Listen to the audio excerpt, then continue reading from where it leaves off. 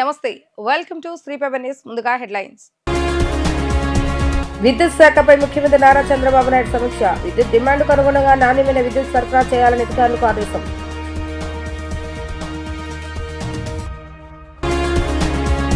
TDP parliamentary party కార్యాలయంలో మంత్రి నారా లోకేష్ ప్రత్యేక భేటీ. మొంతా తుఫాను ఉపశమనం, పునరావృత చర్యలపై సమగ్ర అంచనా నివేదికను కేంద్ర మంత్రి అమిత్ షాకు సమర్పించిన యువనేత. రైతులు ధాన్య విక్రయ ప్రక్రియలో ఎదుర్కొంటున్న సమస్యలను వెంటనే పరిష్కరించేందుకు కంట్రోల్ రూమ్ ను పరిశీలించిన మంత్రి నాదెళ్ల మనోహర్.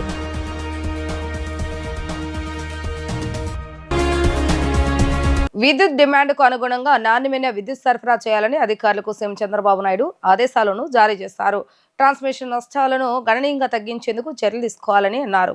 సచివాలయంలో విద్యుత్పత్తి పంపిణీలో వ్యయం తగ్గింపు అంశాలపై ముఖ్యమంత్రి నారా చంద్రబాబు నాయుడు సమీక్ష నిర్వహించారు. ఈ సందర్భంగా సీఎం మాట్లాడుతూ విద్యుత్ కొనుగోళ్ల భారం తగ్గించుకునేందుకు ఎంఓఐలు కుదుర్చుకోవాలని అన్నారు. ఇతర రాష్ట్రాలతో పవర్ స్వాపింగ్ ఎంఓఐలు చేసుకోవాలని, రాష్ట్రంలో పీఎం కుసుమ్ సహా రోడ్ ఆఫ్ ప్రాజెక్టులు వేగంగా అమలు చేయాలని సూచించారు. ఒప్పందాలు చేసుకున్న ప్రాజెక్టులు 60 రోజుల్లో కార్యాచరణ ప్రారంభించేలాగా చూడాలని సూచించారు. ఫెరో అలియాస్ పరిశ్రమలకు మరో ఏడాది ప్రోత్సాహకాలు కొనసాగించాలని, థర్మల్ పవర్ స్టేషన్లోని బూడిదను వివిధ అవసరాలకు వినియోగించాలని సూచించారు.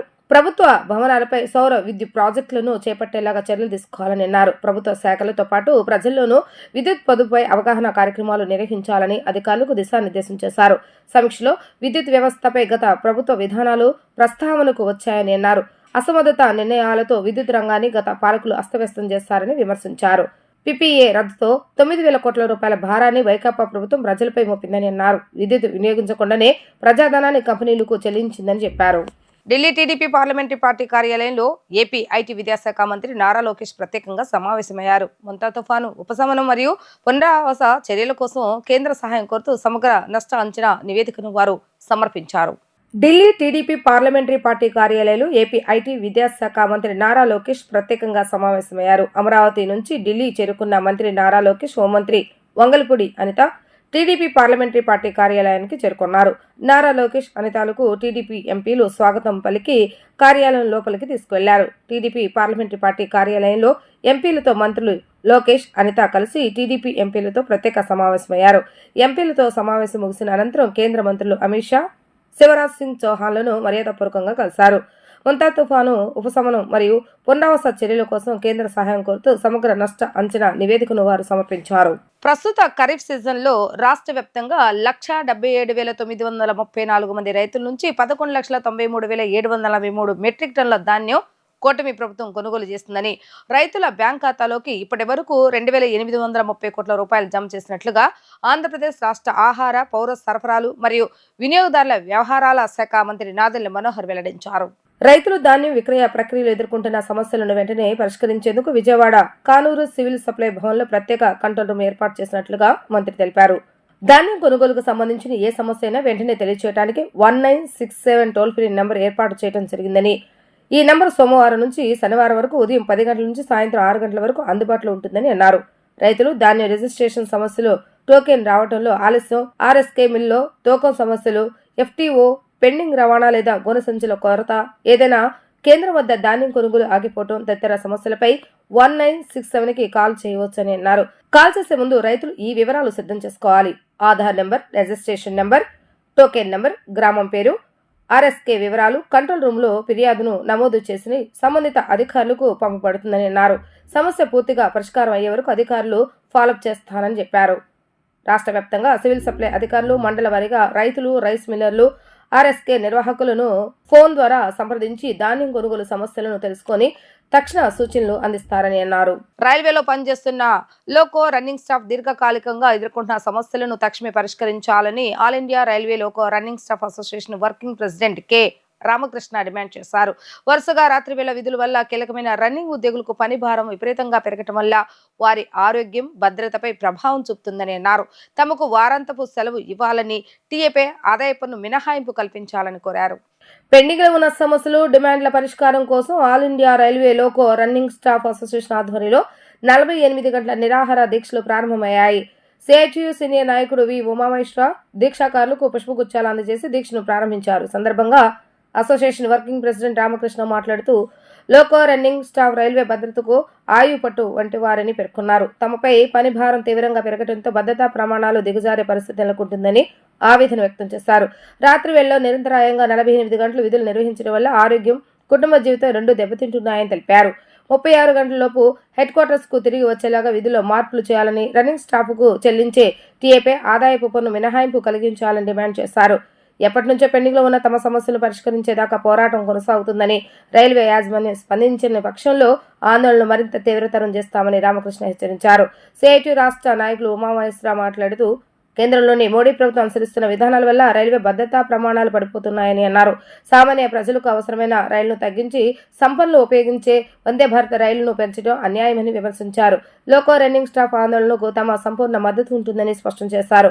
ఆందోళనలో రైల్వే రన్నింగ్ స్టాఫ్ అసోసియేషన్ ప్రతినిధులు, ఉద్యోగులు పెద్ద సంఖ్యలో పాల్గొన్నారు. All India loco running staff association divisional working president. ఈరోజు all India loco running staff association జాతీయ నాయకత్వం మా అందరికీ కూడా, రన్నింగ్ కార్మికులందరికీ కూడా పిలుపునివ్వడం జరిగింది. 48 గంటలు నిరాహార దీక్ష చేయాలని చెప్పేసి. ఈ 48 గంటల నిరాహార దీక్ష ఎందుకోసం చేస్తున్నామంటే, అపరిష్కృతంగా చాలా కాలం నుంచి మా సమస్యలు పరిష్కారం కాకపోవడంతో ఈ 48 గంటల నిరాహార దీక్ష దిగాల్సి వచ్చింది. ఈరోజు ఆన్లైన్, ఆఫ్లైన్ అంటే పనిచేస్తూ, అలాగే రన్నింగ్ రూమ్లో, రెస్ట్ రూమ్లో, ఇలాగ డివిజనల్ ఆఫీస్ దగ్గర, క్రూ లాబీల దగ్గర మా నిరాహార దీక్షను కొనసాగిస్తున్నాం. ఇది ఈరోజు మార్నింగ్ 10 గంటలకు ప్రారంభించి ఎల్లుండి ఉదయం 10 గంటలకు ముగుస్తుంది. ఇప్పటికైనా రైల్వే బోర్డు కళ్ళు తెరవాలని చెప్పేసి మేము కోరుకుంటున్నాం. ముఖ్యంగా రైల్వేలో మేము ప్రధాన భూమికను పోషిస్తూ ఉంటాం. రన్నింగ్ కార్మికులు అంటే ట్రైన్ డ్రైవర్స్. ఈ ట్రైన్ డ్రైవర్స్ సమస్యలు పరిష్కారం చేయకపోతే రైల్వేలో సేఫ్టీ ఉండదు. ముఖ్యంగా సేఫ్టీ పరంగా చూస్తే రైల్వేలో చాలా నాసిరకమైన ప్రమాణాలు పాటిస్తున్నారు. ఈ ప్రమాణాలు పాటించడం విషయంలో మాకు నైట్ డ్యూటీలు వరుసగా 4, 5, 6 కూడా వేస్తున్నారు. ఇది తగ్గిపోవాలి. మేము 2 రాత్రులు కుదించమని అడుగుతున్నాం. ఇది ప్రయాణికుల భద్రతకి, సరుకు భద్రతకి కూడా చాలా ముఖ్య ఉద్దేశం. మా ఉద్దేశం ఏంటంటే అది కాపాడాలని చెప్పేసి. దాంతోపాటుగా మాకు ఇంకా వారాంతపు సెలవు కేవలం 14 గంటలు ఇచ్చేది వారాంతపు సెలవు అంటున్నారు. మా హెడ్ క్వార్టర్స్ 16 గంటలు, దాంతోపాటు 30 గంటలు వారాంతపు సెలవు ఇవ్వాలని చెప్పేసి, 46 గంటలు ఇవ్వాలని, 2 రాత్రులు కుదించాలని, అలాగే మా కుటుంబ సభ్యులతో మేము గడపడం కోసం 36 గంటల్లోగా మమ్మల్ని తిరిగి హెడ్ క్వార్టర్స్ తీసుకురావాలని చెప్పేసి మేము కోరుతున్నాం. దాంతోపాటుగా అనేకమైన ఖాళీలు ఉండడంతో అధిక పని గంటలు పనిచేస్తున్నారు. రైల్వేలో ఖాళీలను తక్షణం భర్తీ చేయాలి. ముఖ్యంగా సేఫ్టీ కేటగిరీలో ఖాళీలను భర్తీ చేయాలి. దాంతోపాటుగా ఈ నిజమైన యాక్సిడెంట్స్ జరిగినప్పుడు అది ఎవాల్యుయేట్ చేయకుండా కేవలం వాళ్ళు తప్పు చేశారు, వీళ్ళు తప్పు చేశారని చెప్పి రైల్వే తప్పించుకుంటుంది. ఈ తప్పు చేయడానికి పని పరిస్థితులే కారణం.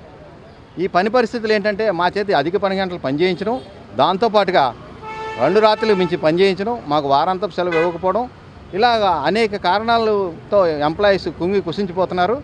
ఈ తక్షణం మా సమస్యలు పరిష్కరించాలి. దాంతోపాటుగా మాకు ప్రధానమైన ఫైనాన్షియల్ సమస్య ఏంటంటే, ఒకటి ఇన్కమ్ ట్యాక్స్ ఎగ్జంప్షన్. పే కమిషన్లో వచ్చిన తర్వాత మా రన్నింగ్ అలవెన్స్ పెంచిన తర్వాత దాంట్లో టీఏ పోర్షన్ అయినటువంటి టీఏకి పూర్తి ఎగ్జంప్షన్ ఉంది. కానీ అదే దాంట్లో మా రన్నింగ్ అలవెన్స్లో భాగమైన టీఏ పోర్షన్కి మేము ఎగ్జంప్షన్ అడుగుతున్నాం.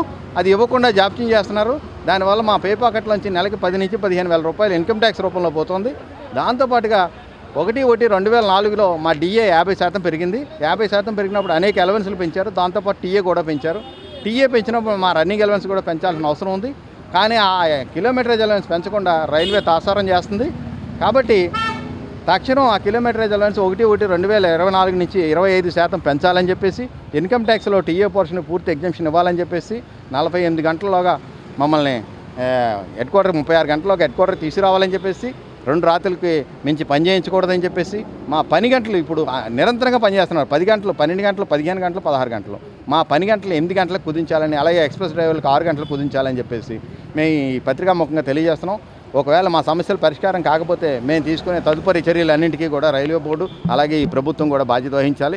ప్రయాణికుల భద్రతను దృష్టిలో పెట్టుకుని తక్షణం మా సమస్యలు పరిష్కరించాలని కోరుతూ అందరికీ ధన్యవాదాలు తెలియజేస్తాను. 2 గంటలు, 14 గంటలు, 16 గంటలు, కొన్ని సందర్భాల్లో ఇంకా దానికి అదనంగానే, అంటే డెస్టినేషన్ చేరే వరకు కూడా వాళ్ళు అట్లాగే ఉండాల్సినటువంటి పరిస్థితి ఏర్పడుతుంది.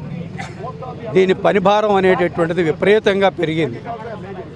వేకెన్సీస్ అనేటటువంటివి లోకో పైలట్లో కానీ, కో పైలట్లో కానీ చాలా వేకెన్సీస్ ఉన్నాయి. ఈ వేకెన్సీస్ని ఫిలప్ చేయటం కోసం కేంద్ర ప్రభుత్వం పూనుకోట్ల. ఇది చాలా దుర్మార్గమైనటువంటి చర్య. ఏదన్నా చిన్న యాక్సిడెంట్ జరిగితే దానికి కారణం లోకో పైలట్ అని వాళ్ళ నెత్తిన భారం అనేటటువంటిది వేస్తున్నారు. వాళ్ళని ఏంటంటే బలి పశువులు చేస్తున్నారు. వాస్తవానికి ఈరోజు ప్రభుత్వం సేఫ్టీ కోసం కొన్ని వేల కోట్ల రూపాయలు ప్రతి సంవత్సరం 50,000 కోట్ల రూపాయలు ఖర్చు పెట్టాల్సింది పోయి వాళ్ళు ఏమీ ఖర్చు పెట్టట్లా. సిగ్నలింగ్ వ్యవస్థను అనేటటువంటి దాన్ని ఆధునీకరించట్లా. అవసరమైనటువంటి స్టాఫ్ని ఈరోజు ట్రాక్ మెయింటెనెన్స్కి కూడా వాళ్ళు ఎక్కడ ఉపయోగించట్లా. పేరుకు మాత్రం ఏంటంటే మేము సేఫ్టీ మెజర్స్ పెడుతున్నామని ప్రకటనలు అయితే ఇస్తున్నారు, కానీ ఇంకోటి కాదు. ఇది చాలా దుర్మార్గమైనటువంటి పరిస్థితి. రెండో వైపున ఈరోజు మోడీ ప్రభుత్వ విధానాల వలన మొత్తం ప్రైవేటీకరణ, రైల్వే రంగం మొత్తం ప్రైవేటీకరణకు గురవుతుంది. అది 30 సంవత్సరాల నుంచి 99 సంవత్సరాల వరకు రైల్వే స్టేషన్లు కానీ, రైల్వే ఆస్తులను కానీ వీటన్నిటిని ఇవ్వటమే కాదు, ఈరోజు రైల్వేలకి సంబంధించినంత వరకు కూడా ఉత్పత్తి కర్మాగారాలన్నింటినీ కూడా, వాటిని కానీ ట్రాక్లను కానీ వీటన్నిటినీ కూడా ఈరోజు ఏంటంటే ముక్కలుగా చేసి ఈరోజు ప్రైవేటు వాళ్ళకి అప్పచెప్తున్నారు.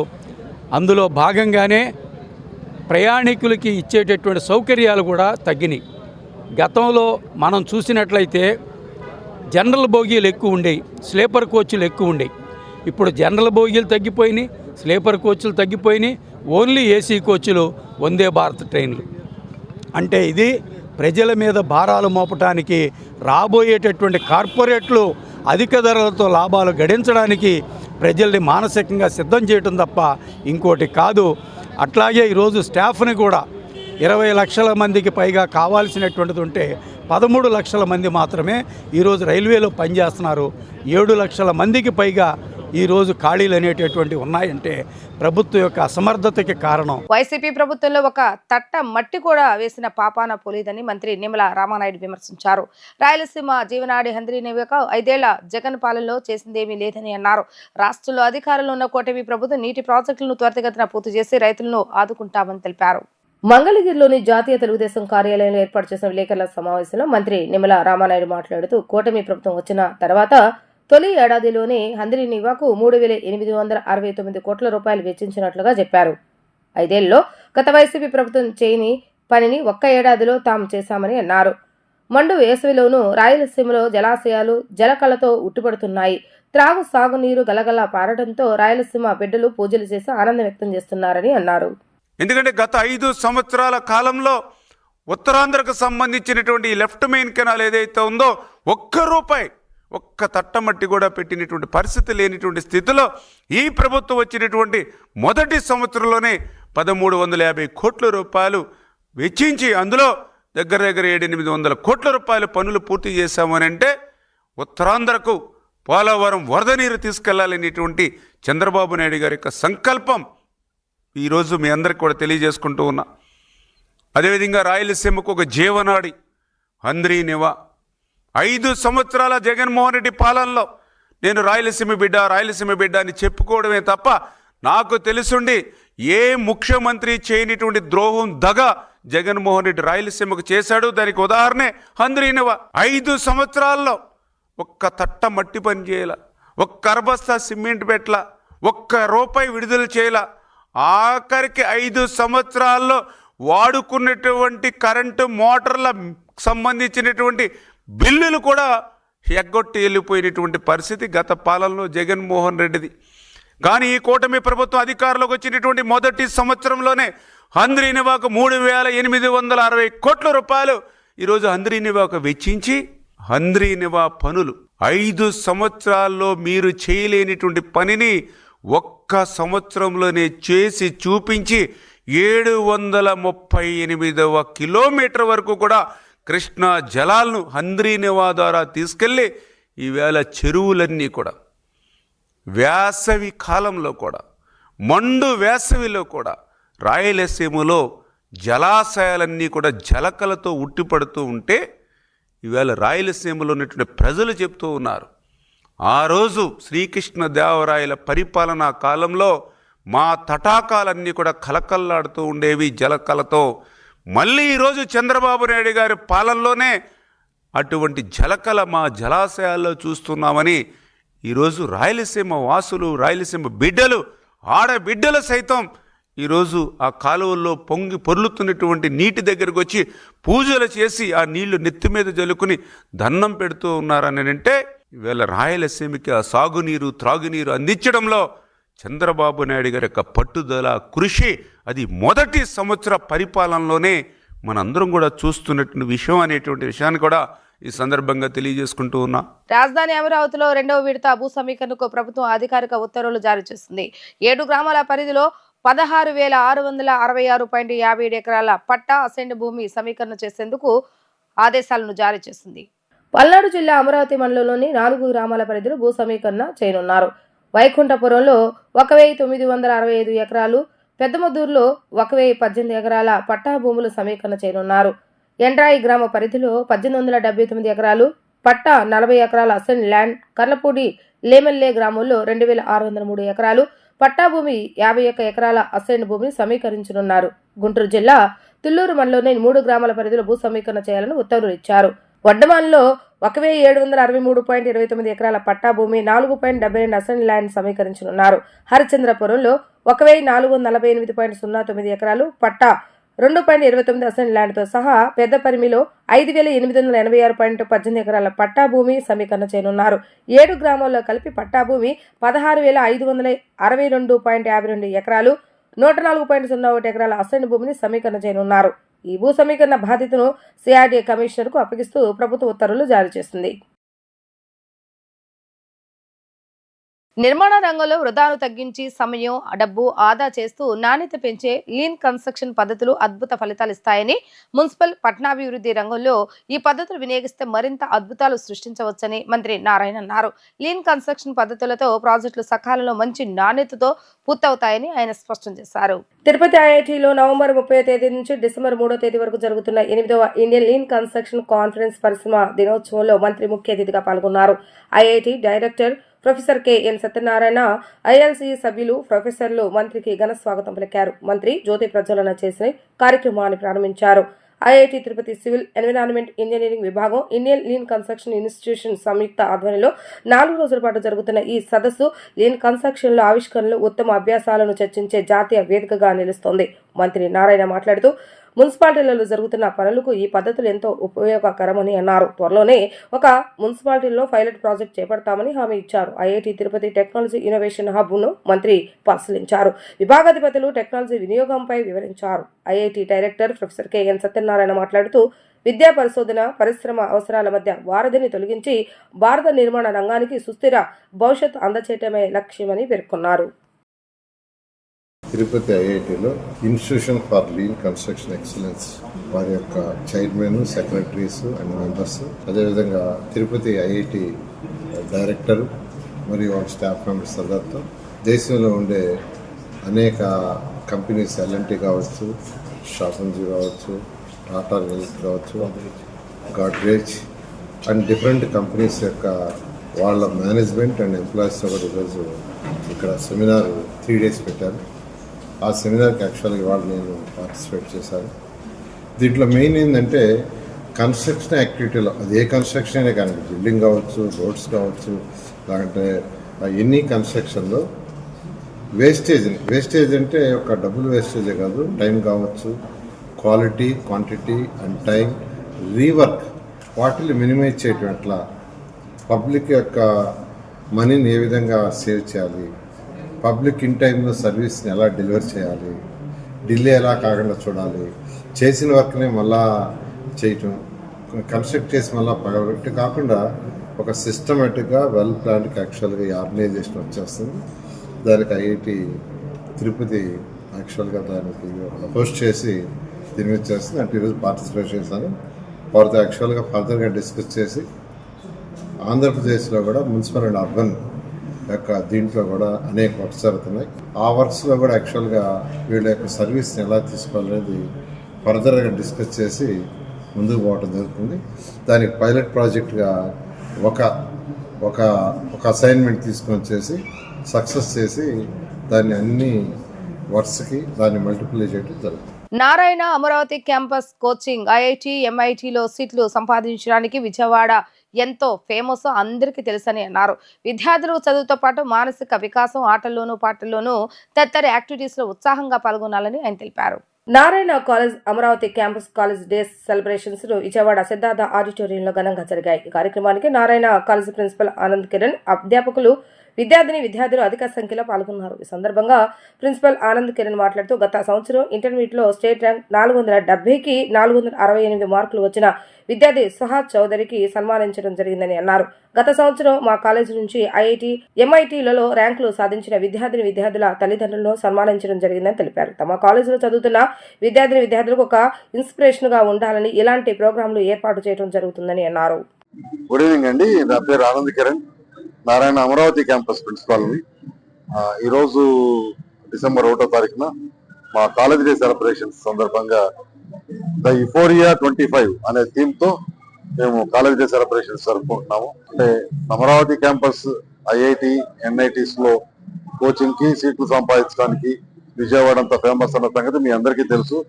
చదువుతో పాటే పిల్లలకి కొంత మానసిక వికాసం ఉండాలి, extra curricular and co curricular activities లో కూడా పార్టిసిపేషన్ ఉండాలి అన్న ఉద్దేశంతో ఈ ప్రోగ్రామ్ టేకప్ చేయడం జరిగింది.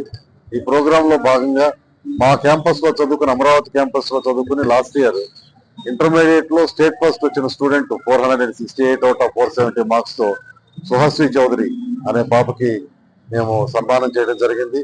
అదేవిధంగా లాస్ట్ ఇయర్ మా దగ్గర చదువుకుని ఎన్ఐటీస్, ఐఐటీస్ లో ర్యాంకులు తెచ్చుకున్న 35 మంది విద్యార్థులు వారి తల్లిదండ్రులని సన్మానించడం జరిగింది.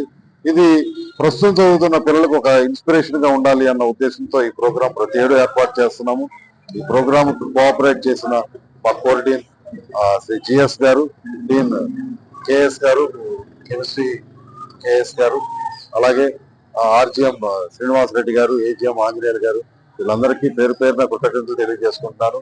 ఈ ప్రోగ్రామ్ ఇంత సక్సెస్ఫుల్ గా రన్ చేయడానికి కారణమైన మా ఉపాధ్యాయేతర సిబ్బందికి, స్టూడెంట్స్ కి, వారి తల్లిదండ్రులకి, దీనికి సహకరించిన ప్రతి ఒక్కరికి thank you so much. I thank each and everyone for having made this function a grand success. Thank you. వార్తలు ముగించే ముందు హెడ్లైన్స్ మరొకసారి. విద్యుత్ శాఖపై ముఖ్యమంత్రి నారా చంద్రబాబు నాయుడు సమీక్ష. విద్యుత్ డిమాండ్కు అనుగుణంగా నాణ్యమైన విద్యుత్ సరఫరా చేయాలని అధికారులకు ఆదేశం.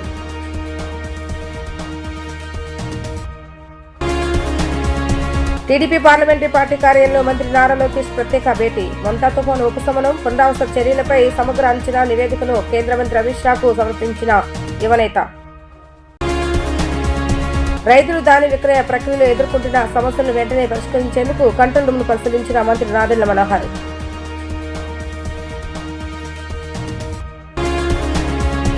ఇవి రోజు వార్తా విశేషాలు. మరలా తిరిగి ప్రసారమయ్యే వార్తల్లో మళ్ళీ కలుద్దాం. అందరికీ సెలవు. నమస్కారం.